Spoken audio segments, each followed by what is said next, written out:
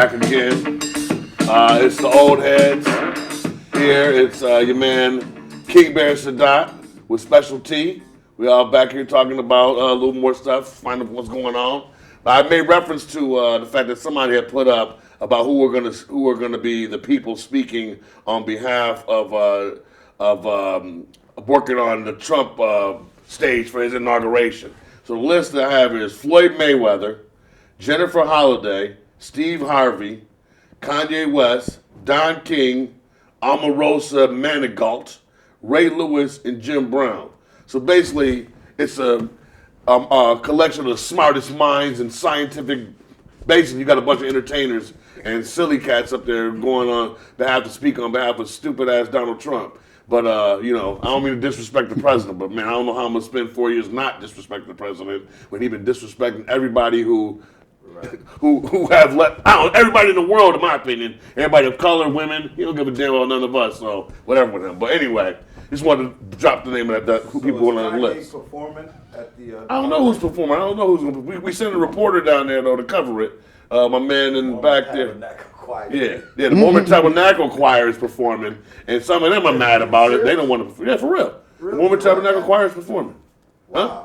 And, but some of the people I talked about one of the shows, one of the last shows. I don't know if you were here or not for that one, but I was saying how some of the people in the Mormons are upset because Donald Trump's rhetoric of hate and separation or whatever is against their Church of Latter-day Saints dogma or whatever.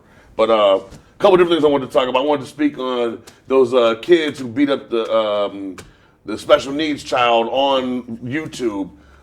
Smoking blunts and going to jail. They're about to go to jail for the rest of their life because they think that hurting somebody is funny and they put it on TV. I mean, I really don't know much about what happened. You know anything about that whole thing? Basically, it was just, you know what I mean? It was some kids out of Chicago, you know what I mean? And they're not too into the gang life where a lot of the gang life is being popularized out there. We're shooting and doing this and all that. So they try to get their little clout up by doing something different. So they figured they would do something else on Facebook Live by doing that. So basically, they didn't really know what they was getting into. Right. Yeah. Which is really funny. Not funny, but, you got video games. I mean, people talk about how, somebody, talk about how video games is destroying the minds of people, right? And, how people are watching video games, whether it's, Grand Theft Auto, where you're murdering people, you grab a hooker, you start beating her to death or whatever, and that's basically desensitizing the minds of young people and making them sociopaths. But then somebody said, "What was the video games that Hitler was playing?" There wasn't no damn video games. That motherfucker's a sociopath. Right. You know what I'm saying? So sociopaths will be sociopaths, but I still think that there is something to the desensitizing of people with regard to violence and terrible behavior. I just understand why. I don't understand a lot, but. What happened to the idea of being good to be good? I mean, I know when you're out there struggling to survive, you have to do what they have to do to survive. But as far as hurting people and torturing people and crazy stuff like that, I don't get it, man. Well, see, all of that, it play a role in the video games, the violence and all that. But before it was video games, it was, what's his name? Alfred Hitchcock. Stephen King, all these, fictional but writers that's talking about gore, death, horror, murder, everything. But the difference between it now and then is right now you can get all that murder, death, kill right in the palm of your hand. Back then you had to get a book, you had to get the movie, you had to wait till it come out and all. Now, think about it. Boom, boom, boom, boom. Thank you. And seeing what some people don't understand. Damn it, because I was one of those kids that played the games and the violence and everything. In the military, you go through virtual training, shooting tanks, action, driving, hostile situations. In the neighborhoods, PS2, shooting tanks, action, hostile environments. So if they using that to train the military, with the video game training. Right. It's training by default. Hey, I can go to a kid right now and say, what's a mini FN? Oh, yeah, he gonna tell me. It's a such caliber, this and that. It only shoot like this. It can't be altered to do that. The video game. Right. I never understood the idea of people that there's like Saw 3. Like, that's what I'm saying. Stuff like that. You got Saw. You got a whole movie franchise of some psychopath, sociopath, putting somebody in a room and chaining you to it. The only way out is if you saw your arm off. That's the kind of shit people take. You know, it's like, you know. Brady, huh? all the rest of them have been around. Yeah. I don't know. For whatever reason, that was like some comedy shit in my mind. But like, this is just treachery, man. Like, you got like, you got the little girl turn upside down, her head go crazy. Man, that shit terrifies the shit out of me, dude. Or what's that new movie with Key and Peele just did a new movie coming out where they basically go to a town where I can't think of the name of it. It's like, oh, I wish I could think of it. But they go to a town, and basically the black people like aren't there anymore. There's no black people. So he goes, you got to see the damn trailer. He goes to shake the black dude's hand. The black dude don't know how to do, like he don't know how to do none of this stuff. Right. And like it's wild. Like basically what happens is they go there and do something to fuck the black people's minds up and take their souls away or something like that. It's crazy. But man, the idea that people watch these violent movies and that people get enjoyment out of being scared. I don't understand. I like some comedies, man. Make me laugh, man. They don't scare me, shit. Violent movies myself, so. You're a fan of violent movies? Yeah, you know. But I'm not a violent person. Exactly. You know, as a matter of fact, you know, a friend of mine, I was in the car one day leaving work, and my manager at the time, I'm listening to some Mobb Deep. And he's like, how do you listen to this shit, man? I go, like, basically talking about, like, you know, the murder music kind of shit. Yeah. And he's like, I'm like, man, it's entertainment, man. Like, you know, sometimes, you know, motherfuckers piss you off. You do want to fucking bust a cap in a motherfucker ass, so you get to get a little release. But I know at the same time, I ain't really going out to murder motherfuckers, just like some people watch horror movies. They ain't really going to hurt. But if you have an uninvolved person, because some people do. Like, remember back in the day when somebody in some movie got shot on a basketball court, that same shit happened right out here in the hood where somebody just killed some little kid? Like, motherfuckers be mimicking movies. So you have these undeveloped people who buy into this shit and, like, you know. Like imitating art. Yeah, like imitating art because the person's not developed enough to be able to differentiate from what's real, you know what I'm saying? And just do stupid ass shit. But yeah, it's just crazy. But let me go to something else. Let's see. Talking about movies. I was telling you one time I had so one time my friend. Oh, see, that's what we don't want. Oh man, they cut my phone off. That's my sister calling me. My bad. I'll cut my phone off now. We learned a lesson on that one. My bad. Damn it. But my friend JP told me to watch this movie, this documentary called Stretching Bobbito. And it was all about this radio station that was in New York in the early 90s on Be Pacific. It was a college radio station. College radio station. It was actually Columbia University in the early 90s. Where Stretch Armstrong and Bobbito had this radio show, and it turned out to be like all hip hop heads would go there, and it was ridiculous. And I told you to watch it, man. It was off the chain. Busta Rhymes said he used to tape the show and go to high school and sell the tapes, $10 a piece. Thank you. He they were like, you should sell our tapes. He goes, man. That shit moved like crack. He said, man, we all sell them tapes. He said, man, you excuse me. He said, the one dude said, man, he used to tell shorties.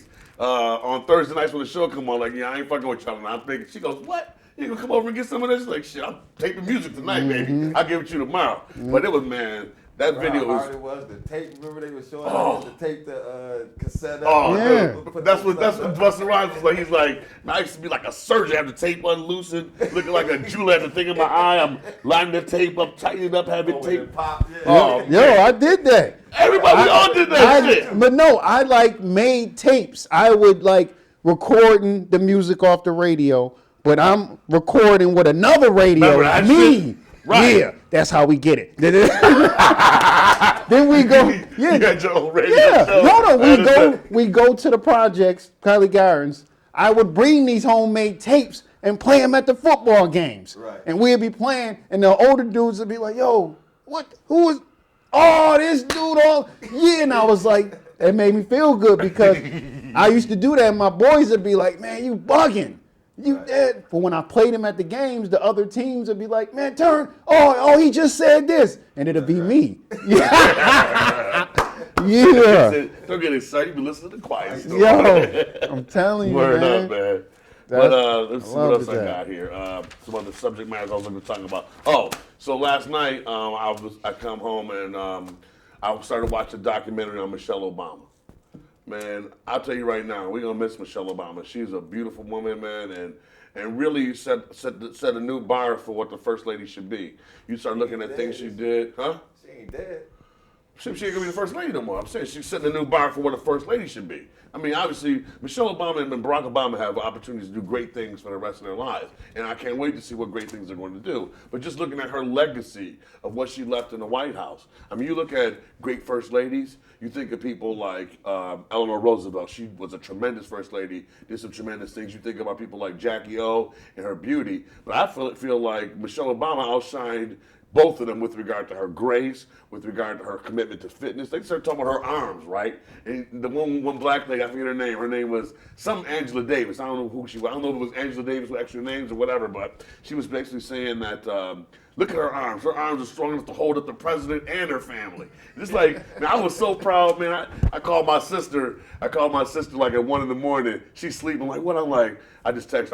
I said, I'm watching Michelle Obama and I'm so touched. So I just wanted to say hello to the other most beautiful woman I ever met in my life. My sister texted me this morning. She goes, I love you with like 8 exclamation points. Man, I felt so good, man, watching this black woman, man. As she said, she's from the south side of Chicago, grow up, you know. She said when I went to school, they had little clips they were talking to her, having her talk to little girls about, like, you know, you can't be distracted by every little boy who wants your number. She goes, if I'd have took the numbers of every little boy who tried to get at me, I never would have been married to the president of the United States. That she was really serious about her studies. That, you know, I think she was a lawyer, if I'm not mistaken. She went to Princeton. But like everybody kept telling her her whole life that she couldn't do this, she couldn't do that, and she just talking about the importance of education, the importance of having your family make sure that you get an education.